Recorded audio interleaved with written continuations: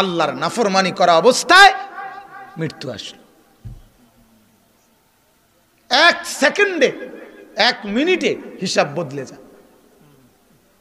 আমি সেদিন ব্রাহ্মণবাড়িয়া থেকে গত সপ্তাহের আগের সপ্তাহে রাত্রে বয়ান শেষে ফিরে আসতেছিলাম আমার গাড়িতে। ওই যে মাধবপুর মিরপুর ওইখানে কাছাকাছি একটা ট্রাক আমরা দেখছি, সামনে পাশে পুলিশের গাড়ি ছিল, হাইওয়ে পুলিশের গাড়ি দাঁড় করানো। এই ট্রাক আমরা কাছে আসতে আসতে ট্রাকটা সাইড দিয়ে গেছে গা। আমার ড্রাইভারও সজাগ, আমিও সজাগ, আমরা পিছনের আমার ভাই তারাও সজাগ, আমরা সবাই সজাগ কথা বলতেছি। এই অবস্থায় সামনে আরেকটা ট্রাক দাঁড়ানো ছিল, যে এটা আমরা দেখছি না। একেবারে হার্ড ব্রেক করতে গিয়ে বাম দিকে চাপ দিছে গাড়ি, আমার গাড়ি।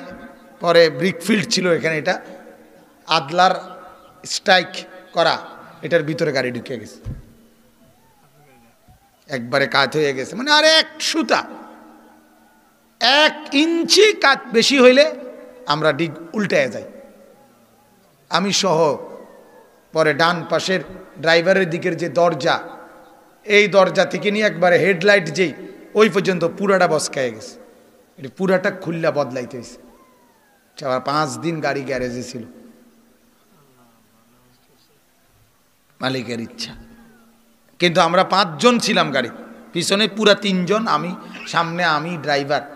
5 জনের একার একটা আঙ্গুলের মধ্যে, নখের মধ্যে ব্যথা পেয়েছে। আলহামদুলিল্লাহ। কি হয়েছে? গাড়ি নষ্ট হয়েছে, কি হয়েছে? এত কোনো বিষয়ই না। আমার বুঝাইতে চাইলাম, জিন্দিগি এমনই, 1 মিনিটে জিন্দিগির হিসাব কিতাব কি হয়ে যায়, পরিবর্তন। মুহূর্তের হাসি কান্নায় পরিণত হয়, ঠিক না? আল্লাহ রাসূল সাল্লাল্লাহু আলাইহি ওয়াসাল্লাম এই জন্য বলছে, আমি গাফিল হব কেমনে, আমি ফুর্তি করব কেমনে? ইসরাফিল তো রেডি। ইকতারাবা লিন-নাসি হিসাবুহুম, আল্লাহ বলেন, আরে বান্দা, হিসাবের সময় ইকতারাবা, একদম কাছাকাছি। আহুম ফি গাফলাতিম মুরিদুন, এখনো কেন গাফলতের মধ্যে আমার থেকে বিমুখ হয়ে আছো? সেজদা করবে কখন বান্দা? আমাকে ডাকবে কখন? রাসূলুল্লাহ সাল্লাল্লাহু আলাইহি ওয়াসাল্লাম যখন আসছেন পৃথিবীতে, তিনি তখন বলে গেছে, বুইস্তু আনা ওয়াস সাআতু কাহাতাইন। আল্লাহর নবী বলছে 1450 বছর আগে, যে আমি এবং কিয়ামত পাশাপাশি, এই 2 আঙ্গুল যেমন এমন, অর্থাৎ এতটা কাছাকাছি। আপনি যদি বলেন যে কো হয় না, তো আজ 1450 বছর গেছে গা। কিন্তু প্রশ্ন হলো, কিয়ামত মনে করেন সবসময় আমি যেটা বলি, আরো যদি 1400 কোটি বছর পরেও হয়, আপনার লাভ কি? আপনি মরলে তো আপনি শেষ, কথা বোঝেন নাই? আপনি এখন মরলে এরপরে পৃথিবীতে যদি আরো 50 কোটি মানুষও ভাত তরকারি খায়, আপনার লাভ কি? আপনার তো লাভ নাই। তো কাজে আপনি কিয়ামত কোন দিন হইব আর দেরি হয় কা, এটা আপনি চিন্তা করে লাভ কি?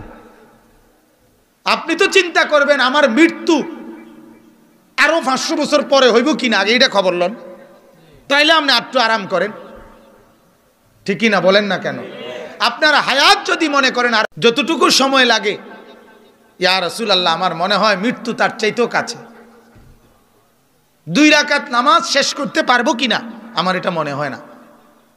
আল্লাহর নবী সাল্লাল্লাহু আলাইহি সাল্লাম বলেন, আহা আফসুস আলী, বড় আফসুস, মৃত্যুকে তো তুমি অনেক দূর মনে করো, অনেক লম্বা মনে করতেছ। 2 রাকাত নামাজ পড়বা, তবুও মৃত্যু হবে না, এত দূর মনে করে ফেলছো।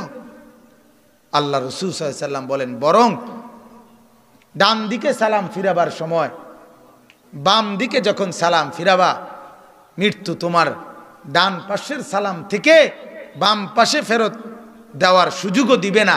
মৃত্যু তার চাইতে কাছাকাছি, তারও নিকটে, তারও নিকটে।